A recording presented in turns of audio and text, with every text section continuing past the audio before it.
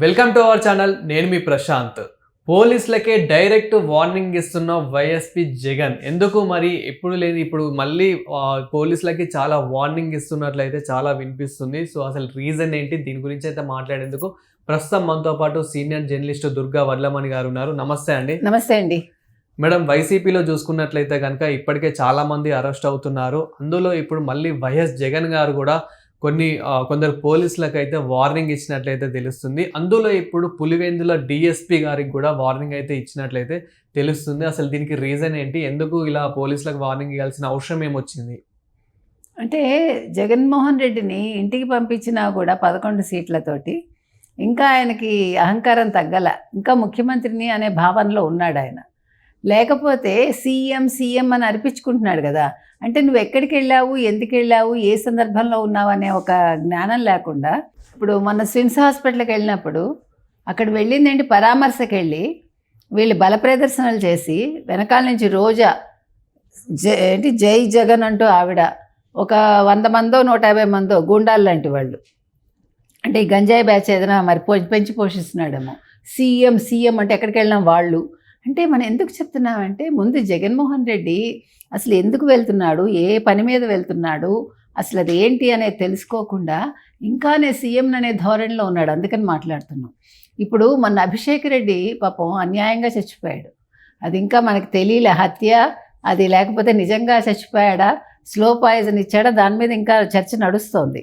36 ఏళ్ళు 37 ఏళ్ళు అబ్బాయికి. ఇంతకీ ఎందుకు చచ్చిపోయాడు పాపం అది తెలియదు మనకి.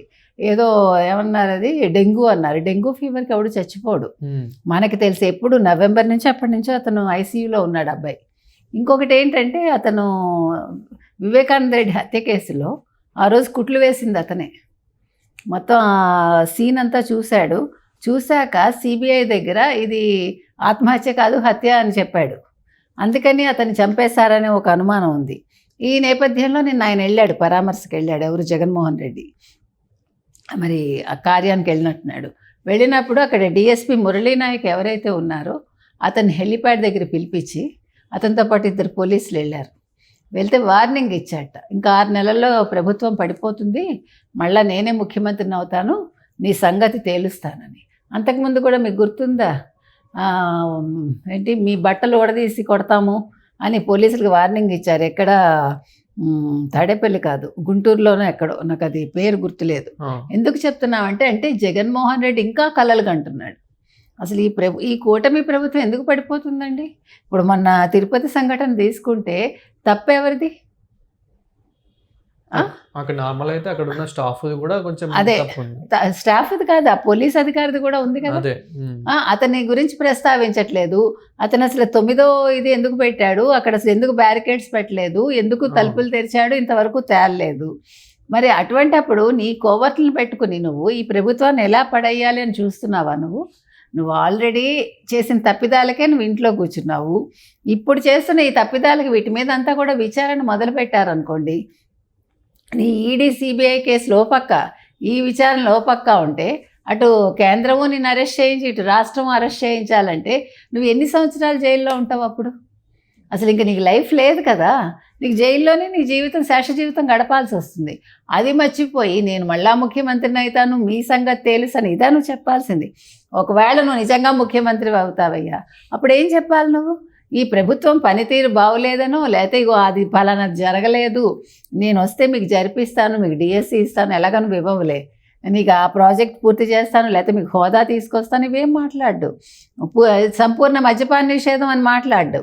ఇవేవి మాట్లాడకుండా అంటే ఇంకా ఈ దాదాగిరి, గుండాగిరి, లేకపోతే ఫ్యాక్షనిజం ఇంకా అతనిలో పోలేదు. అది అవన్నీ కూడా అలాగ నరనరాన అతను జీర్ణించుకుపోయాయి. కాబట్టి మామూలుగా మాట్లాడటం కానీ, అసలు ప్రజలకు ఏం కావాలో ఆలోచించటం కానీ ఇలాంటివేవి జగన్మోహన్ రెడ్డికి తెలియదండి. తెలియకపోవటం వల్లే ఈ సమస్యలన్నీ తెచ్చిపెట్టుకుంటున్నాడు. లేకపోతే ఒక డిఎస్పీ స్థాయి వ్యక్తిని నువ్వు పిలిపించి బెదిరించటం ఏంటి, ఆయన మౌనంగా విని వెళ్ళిపోవటం ఏంటి? ఇంకోటి, ఆ చుట్టుపక్కల అతనికి ఏం చెప్పారంటే ఇతను కేసుల విషయంలో చాలా దూకుడుగా ఉన్నాడని చెప్తున్నారట. మురళీ నాయక్ మీద కంప్లైంట్ చేశారు. అంటే అతని డ్యూటీ అతను సరిగా చేస్తే అతన్ని చంపేస్తారు వీళ్ళు. మీకు అర్థమైందా? డ్యూటీ సరిగా చేసి వీళ్ళ మీద కేసులు ఏమైనా నిజంగా ప్రూవ్ చేశారనుకోండి, వాళ్ళు బతకరు అనమాట. పులివెందుల్లో కానీ కడపలో కానీ. ఇంకా జగన్మోహన్ రెడ్డికి అర్థం కావట్లేదు, పులివెందులు అయింది కాదు, కడప ఆయనకు సంబంధం లేదు ఇప్పుడు. అంటే ఎక్కడ అయినప్పటికీ వైసీపీ కార్యకర్తల నేతలు ఎవరైతే ఉన్నారో వాళ్ళకు కూడా ఒక ధైర్యం ఇస్తున్నాడంట. మిమ్మల్ని ఎవరైతే అరెస్ట్ చేస్తున్నారో, మిమ్మల్ని ఎవరైతే మీ మీద చేయి చేసుకుంటున్నారో వాళ్ళ పేరు డైరీలో రాసుకోండి అన్నట్లు కూడా చెప్తున్నాడు. చెప్పాడు మన ఏదో మీరు కూడా డైరీలో రాసుకోండి, రెడ్ బుక్ ఓపెన్ చేయండి అని. సిగ్గులేదా? అంటే మీకు సొంత బుర్రలు ఉండవా? మీకు లోకేష్ ఏది చేస్తే అది మీరు చేస్తారా?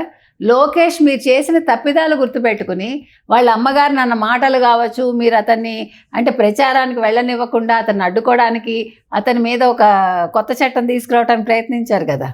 అప్పుడు ఇవన్నీ గుర్తుపెట్టుకుని ఎవరెవరి మీద అంటే వాళ్ళ తండ్రిని ఎట్లా ఏడిపించారు ఇవన్నీ డైరీలో నోట్ చేసుకున్నాడు.